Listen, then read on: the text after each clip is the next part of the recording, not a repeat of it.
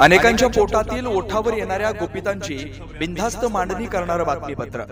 बैठका सुरू आहेत, नेमके काय विषय मांडले गेले आणि ठेवीदारांचा देखील महत्त्वाचा विषय होता, तुम्ही त्यांना घेऊन गेलो होता। सगळ्यात महत्त्वाचं या जिल्ह्यामध्ये ज्ञानराधा मल्टीस्टेट याचं 3700 कोटी रुपयाचं या ठिकाणी लोकांचं देणं आहे आणि इतरही 13-14 आणि अजूनही गुन्हे न दाखल झालेल्या काही मल्टीस्टेट 14 मल्टीस्टेट आहेत, काही छोट्या छोट्या पतसंस्था आहेत, परंतु जवळपास 5000 ते 6000 कोटी रुपये या जिल्ह्यातल्या गोरगरीब लोकांचे त्या ठिकाणी अडकलेले आहे। आणि याच्यामध्ये आम्ही माननीय अजितदादांनी या बाबतीमध्ये एक बैठक पाठीमागं मुख्यमंत्री महोदयांनी घेतली आणि आज पहिली बैठक ही पालकमंत्री म्हणून राज्याचे उपमुख्यमंत्री दादांनी ठेवली। त्याच्यामध्ये सांगोपांग चर्चा होऊन काही चौकशा ह्या CIDकडे आहेत, काही धाडी ह्या EDने त्या ठिकाणी दाखल केलेल्या आणि EOW। तर आम्ही सर्वांनी मिळून अशी बहुतेक सर्वच आमदारांनी अशी मागणी केलेली आहे की याच्यामध्ये सुसूत्रता आणली पाहिजे।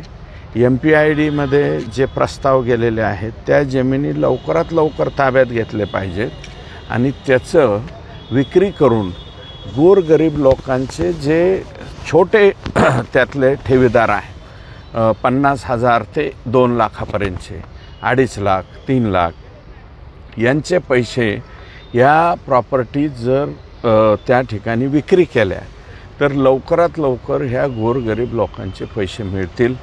म्हणून या बाबतीमध्ये जे काही म्हणजे सरकारी वकील असतील, SDM असतील, इथल्या DDR असतील, ह्या सर्वांनी एकत्रितरित्या लवकरात लवकर याच्यावरती ॲक्शन घ्याव्यात आणि ही प्रक्रिया जी आहे ती पूर्ण करावी आणि सामान्य ठेवीदारांना न्याय मिळावा अशा प्रकारची मागणी सर्व आमदारांनी या ठेवीदारांचे जे प्रश्न त्या ठिकाणी उपस्थित करतात, म्हणजे ज्ञानराधाचे ते आपले जे उबाळे असतील, त्याच्यानंतर अशोकराव हिंगे असतील, ते दुसरे बी काही कार्यकर्ते त्यांच्याबरोबर, मला वाटतं माझे अध्यक्षांचे PA तिपाले साहेब ते पण सर्वजण होते।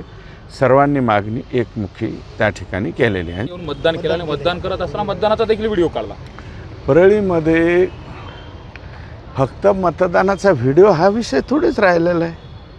परळीमध्ये कितीतरी लोक सांगतील ना की फक्त शाही लावायची आणि माघारी जायचं, बाकीचे बटणं कोण दाबीत होतो 200 बुथावरती ते सर्वश्रुत आहे। त्याच्यामुळं 1,40,000 मतांनी तुम्ही कसे निवडून आले, काय आले, लोकांना माहिती, त्याच्यावर काय बोलायचं। बेधडक निर्भीड बिनधास्त मांडणी करणारा खबऱ्या लाईव्ह।